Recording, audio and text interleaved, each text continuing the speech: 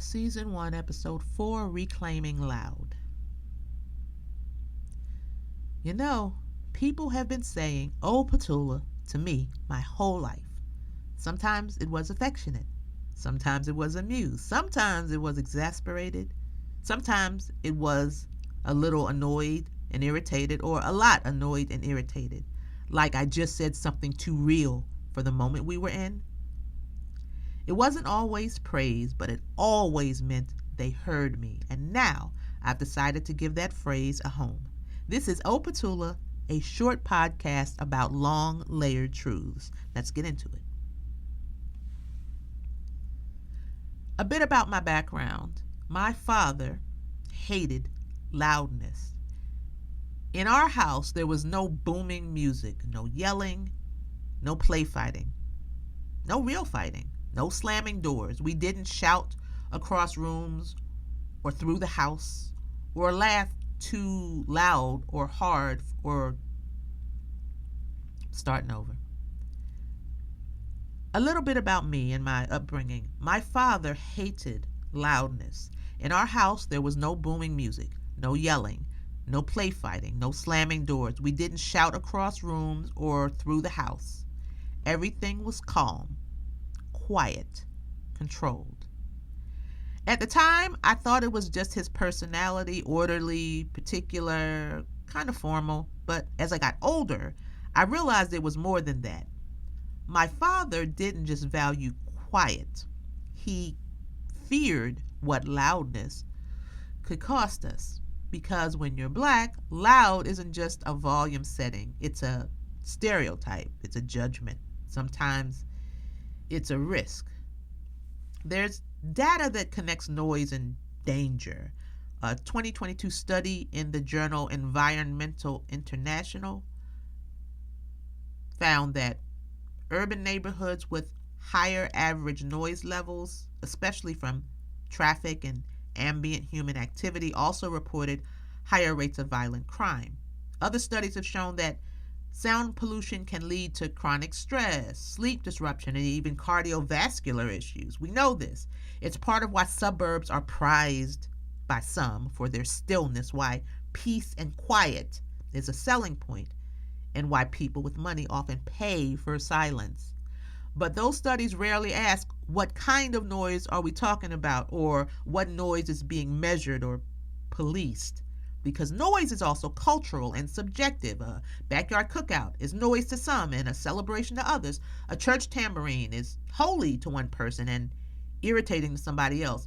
Hip-hop on a speaker might sound like a neighborhood pulse or a public nuisance, and that's where things get complicated. Black people are loud. That's a stereotype, right? Black people are loud. Loud in volume, loud in dress, loud in energy, in movement and expression. The assumption goes if you're black and loud, you're ignorant, unruly, aggressive, and that assumption has consequences.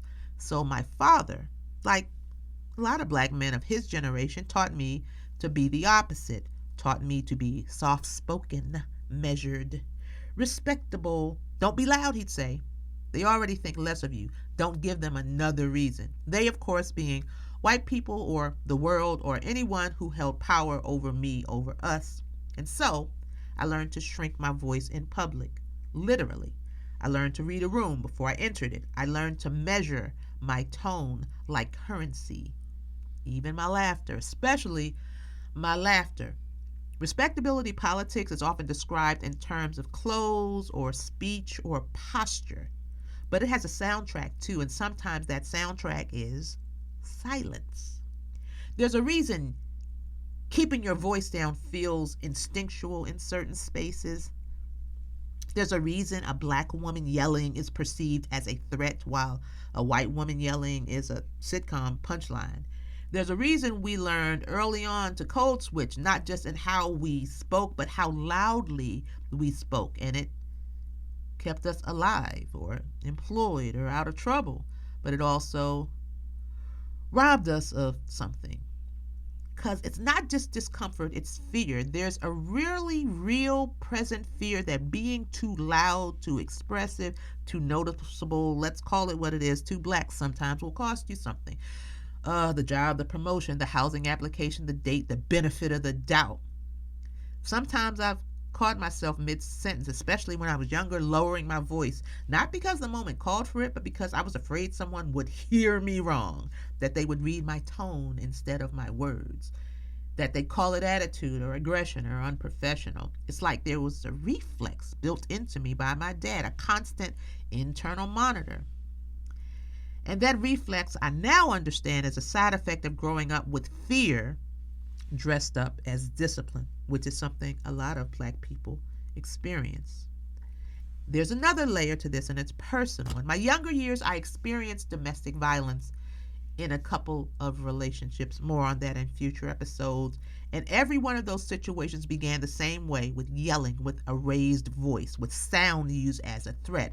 So that foundational programming my father gave me to be quiet wasn't just about how the world saw me. It was also about survival in the most intimate spaces. To this day, a raised male voice, no matter the reason, can unsettle me sometimes. It can undo my calm and flood me with memory sometimes. And I have to remind myself that I'm safe now, that no one is yelling at me, that volume doesn't always mean danger. But that kind of unlearning isn't fast, and it's definitely not easy, because not all loudness is danger. Sometimes it's joy, sometimes it's culture. Blackness is loud in a lot of really beautiful ways. The drum line, the praise break, the bass, the battle rap, the hollering at the movie screen, the cookout playlist, the double Dutch rhymes, the spoken word. It's protest chants and children hollering down the block and mamas calling us from the front steps. I was taught to be quiet so I could be safe, but sometimes I wonder if safety is worth the price of never getting to be loud with joy and presence and purpose. And more layers still, I'll admit I admire younger folks for their volume, the way they don't always shrink to fit, the way they speak with their whole chest, the way a lot of them don't second guess if they're being too much, the way a lot of them I've come across take up space on purpose. I love it. It's beautiful. It's liberating. I didn't grow up with that.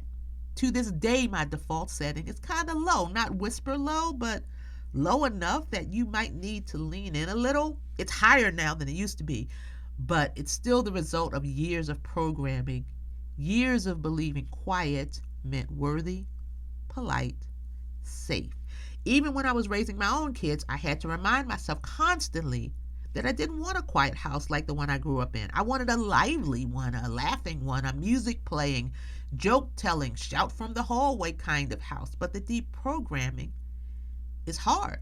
Even now, I'll catch myself lowering the speaker volume in my own home, like somebody's going to knock on the door and say I'm being too Black in my own house. Because let's be honest, it's not like white people aren't loud. There are whole swaths of non-Black groups, ethnic groups, cultural groups, regional groups who are known for being loud and often proud of it. Loud family dinners, loud celebrations, loud storytelling. High volume is a celebrated part of those cultures. It's expected, it's generational, it's heritage, and somehow all those groups manage to avoid the kinds of stigma Black people get for the exact same volume. When they're loud, people may be annoyed, but rarely are they afraid. That's the difference. Black loudness doesn't just get labeled as too much, it gets labeled as dangerous. And that's why reclaiming it isn't just cultural, it's political. Because of course there are moments for quiet. Sometimes the whisper is the most powerful thing in the room. Hushed tones have their place, like in grief, or maybe in intimacy, or in sacredness. We shouldn't be loud all the time just because we were told to be quiet all the time, but having the freedom to choose your volume matters. Loud shouldn't be punished. Quiet shouldn't be required. We all deserve the full range. I don't need to yell to make a point, but I don't need to whisper to be acceptable. There is power in quiet, but there is liberation in choosing your volume. So I'm learning late but not too late to let my voice rise when it needs to sing in the car with the windows down, to play the music a little too loud in my house on a good day. Because the real problem was never the volume, it was the idea that our full selves takes up too much space. This has been Petula, where the name is odd, the stories are real, and the truth comes in layers. Please share this with everyone you know, and please come back next week.